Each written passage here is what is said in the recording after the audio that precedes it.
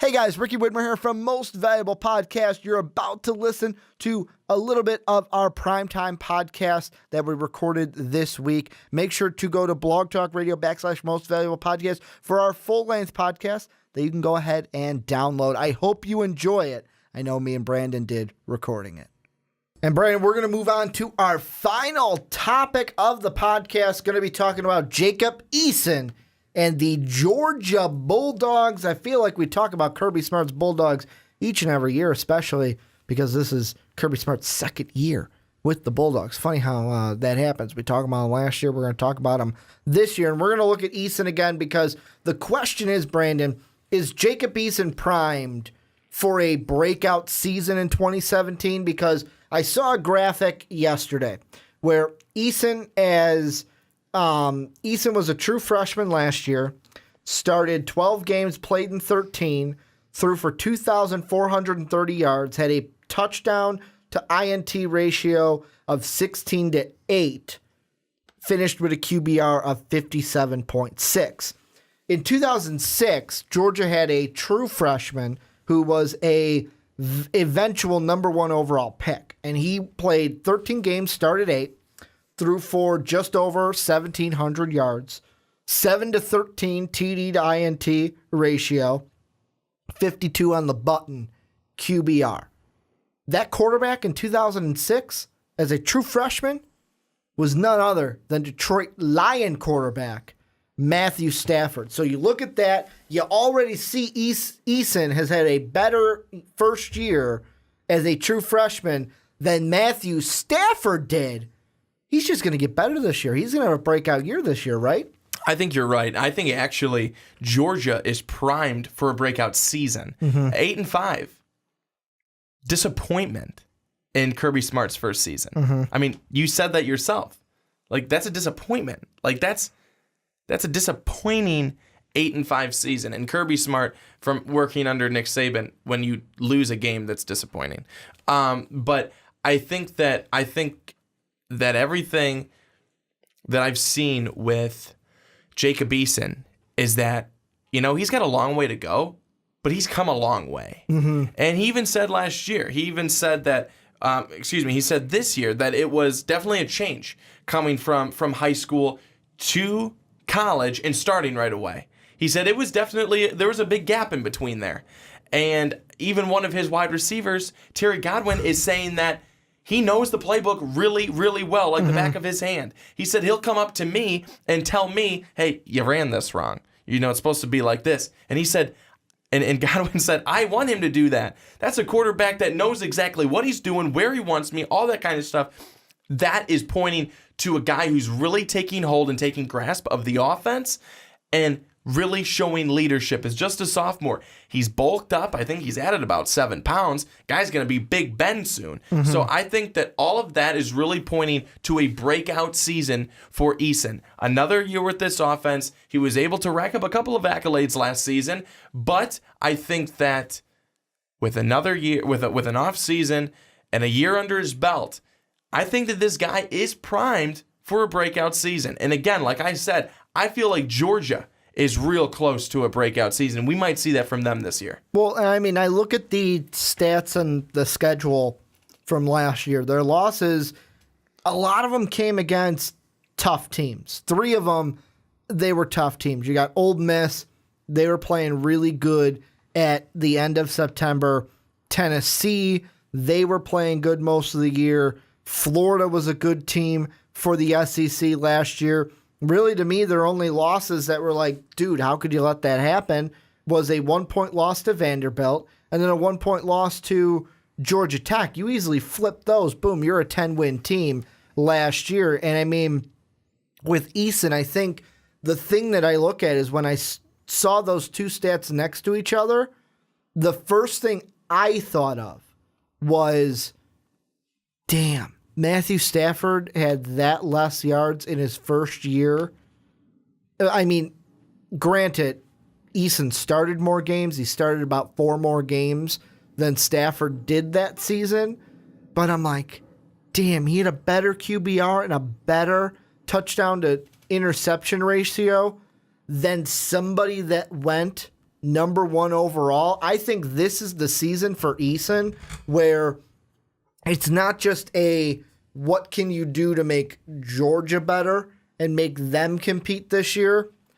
I honestly think this is where you start if I play, of course he's not going to think about this, but I will. If he plays well enough this year, starting next year, starting his junior season, we could be talking about Jacob Eason projected number 1 pick in the 2019 NFL draft. Well, I think that he's going to be doing a lot of things this year that's going to build a lot of hype for him the next year. So, again, some other things that this could be his Sam Darnold year, the one last year that Sam had. I think that, a lot of things point to that. Kirby Smart said that he's a lot more comfortable now changing plays at the line. He said he's a lot more comfortable being able to open up the offense, being able to, okay, there's no pass there. All right, I'll just take off and run with it. He said he's really starting to come into his own and feeling comfortable about doing that. And those are all different things that a quarterback needs to be able to have to be successful. You need to be comfortable. If you're not comfortable out there, no one else is. No other player is going to be comfortable then. No wide receiver is going to be comfortable about getting a good throw from you or being on the same page with you. No one else is going to be comfortable. Offensive line's not going to know what you're doing. They're not sure what side they're supposed to be protecting. Well, all of them, but you know what I mean. I think that all of those things are really, really crucial to success for Jacob Eason and for Georgia. And I think that is going to be very, very interesting for them this season. And Eason last year, I thought as a freshman, he didn't do terrible. And he didn't. He probably wants to take back his 5 of 17, 29-yard passing game against South Carolina, but he didn't do terribly. I think that we're going to see a big jump from him this season. I think we're going to see a guy who looks a lot more comfortable. And I think we're going to see a guy who, well, he's going to be noticeably, I think, bulkier. It's going to be interesting. I have some high hopes for Georgia. I think there's some teams I think we're looking at a competitive SEC, not that it's not usually, but I think we're going to see some other teams really try and vie for some top spots and really try and bring some good games to Alabama that they haven't had in recent years. And I think that's going to be exciting for the SEC. I mean, they have at Notre Dame, which is a big one. They're at Tennessee this year, which playing in Rocky Top's always a tough matchup. You've got Florida this year at a neutral site. You've got South Carolina again, which is always a good game. The big one, though, November 11th, a day after our own Dave Oster's birthday. He will be playing at Auburn against Jared Stidham. They got a new quarterback in town. They're going to be looked to be hyped and ready. And then you're at Georgia Tech this year, a team that beat you by 1 just a year ago. Oh, wait, same thing with Vanderbilt as well. Even though Vanderbilt right now coming into the season, I would give Georgia that win. I think they should have got that win last year. But one of the things I can't help but think about, and this is going to bring the podcast full circle, Brandon. Just complete full circle from the beginning, now all the way to the end. When you were talking about his wide receiver saying, you know what, he came up to me after a play and was like, hey, you ran this route wrong. You were supposed to do that. You zigged and you were supposed to zag. And he's like, oh, that's what I want my quarterback to do. What a complete difference from the quarterback we talked about at the beginning of the show. A complete difference. Like, I was just thinking as you were saying that, that's kind of what I want my quarterback to do in the NFL. Read a defense, know what's going on, read the defense while the ball is in play and is snapped, and then go over and be able to not just know your job, but know your wide receiver's job. And the one thing I'm going to, and I know it's a word you should never do, but I'm going to assume here, Brandon, I'm going to assume if Eason knows what the wide receiver is supposed to do, he also probably knows what the linemen are supposed to do. And that's even more important. Being able to let guys know, hey, go ahead and you should probably do this, help them out here.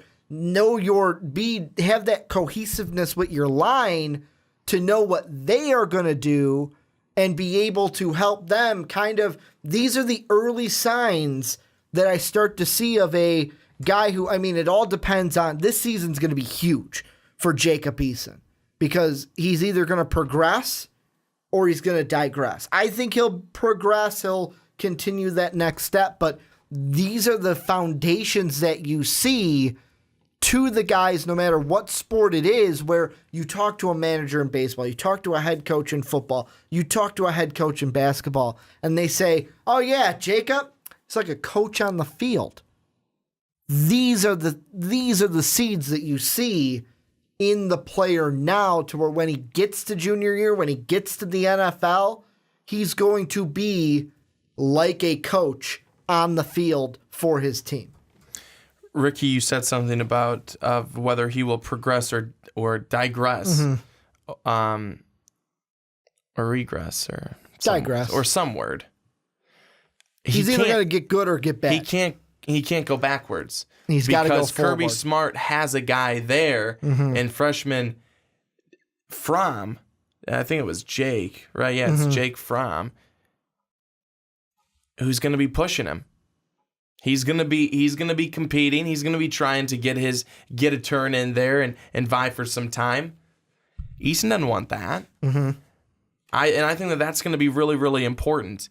I think another thing too that tight end Isaac Nada said was that the offense is running a lot more smoothly in this spring because everyone knows what's going on, where to be, and when to be there, and what to do.